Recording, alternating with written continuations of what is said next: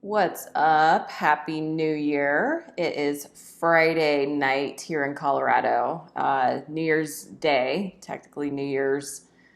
I can't say New Year's Eve because that was last night, but today's New Year's Day. It's January 1st, 2021. Yay. I'm ready for a new year. Hopefully you are because it's here.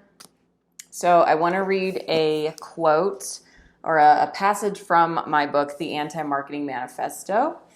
How to Sell Without Being a Sellout. This is the paperback version, by the way.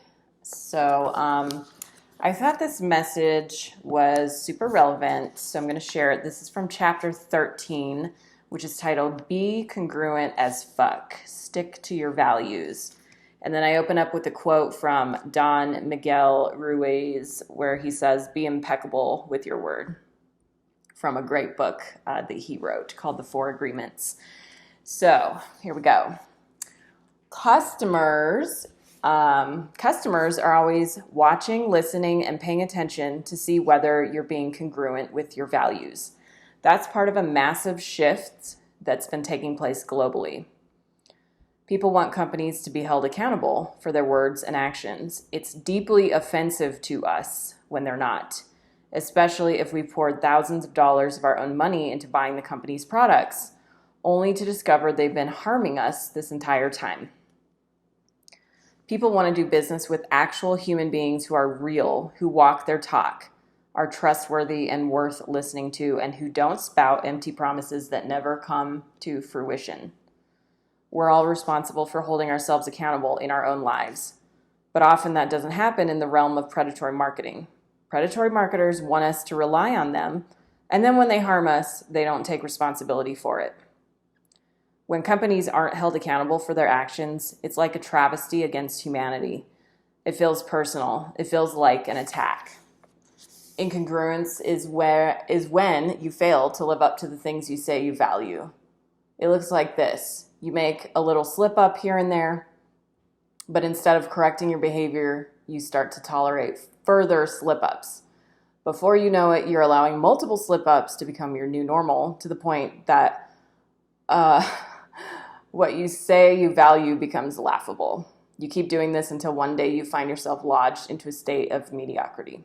Your words and actions don't match. You become a walking bullshit factory.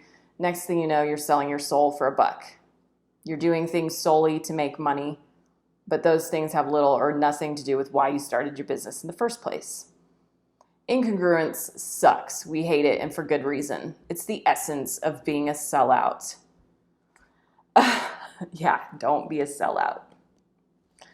And then in this chapter, I give examples of real life people that were just incongruent, or businesses that were incongruent.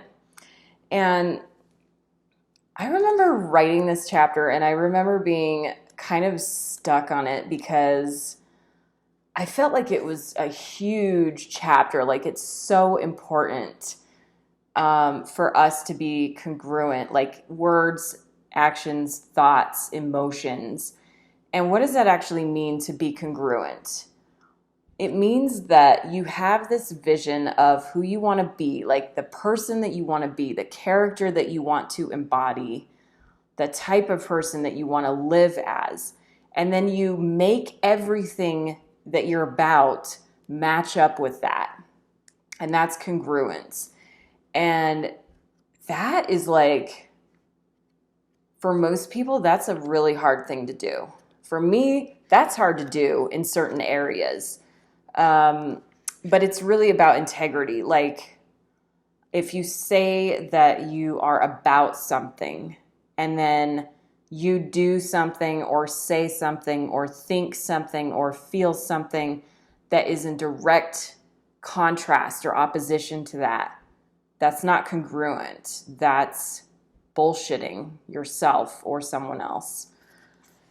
So it's like heavy stuff. And this whole chapter is in the context of business. So I just give examples of people that are incongruent, and you can totally see it, and it's gross.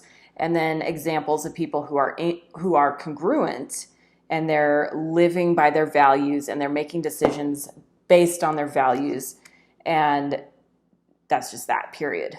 And then there's the section at the end of this chapter which says assess your values. So it's like time to figure out what your values are, especially in business. What are the values that guide everything that you do? Through tough times, through prosperous times, through challenging times, smooth times, all of it. Because you have to have a set of values that you cling to. And you get to test your values all the time. Like that's kind of the beauty of them. You get to test them to see if they hold up. So 2020 was like the perfect year for us to all look at our value system and see what's actually holding up.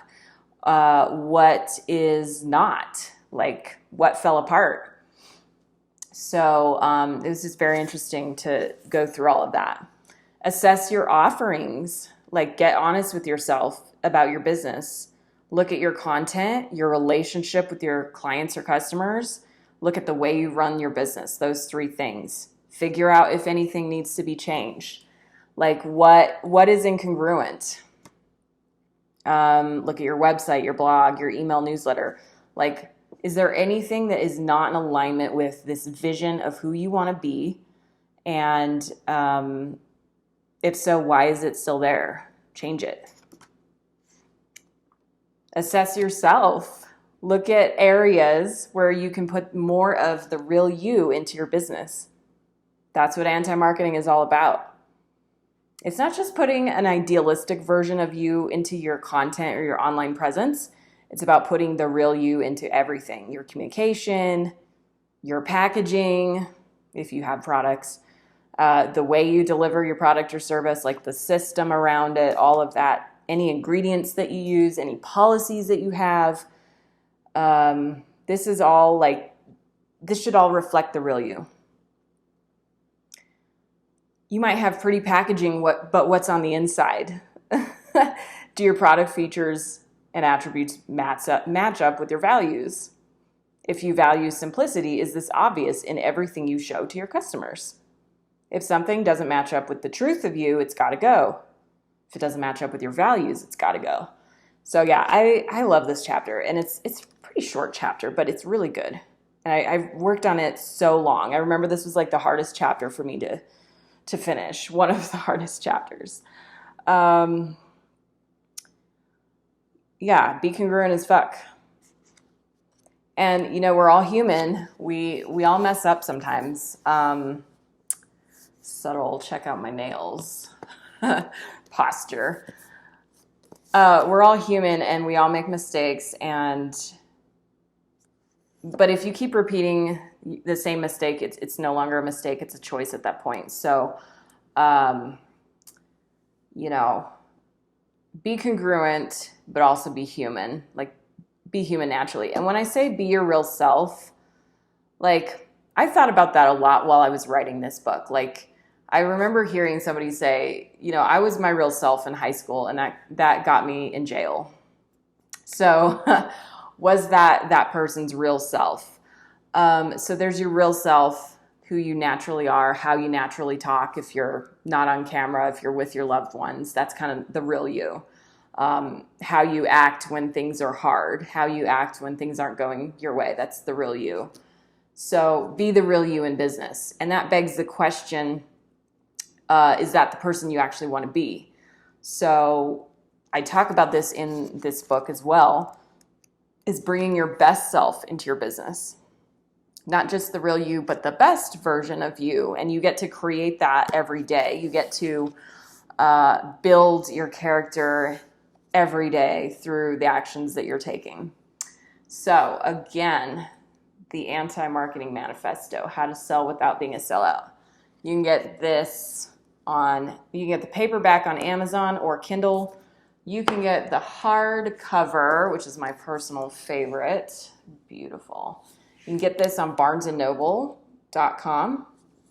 And Amazon has a couple used copies. They're kind of ridiculously priced, but I don't know why. But you can get this, the hardcover you can also get this on Friesen Press. Just Google Friesen Press, that's the publisher. Or you can get the paperback on Amazon or Barnes & Noble. Pretty, yes. It's not just pretty, it has good, deep content, wise content. It's time tested. The content in here is time tested. It's based on like my most successful clients that I've worked with that have lasted a long time. They have not failed. So check it out. Check that book out. And Happy New Year. Make this year your best ever.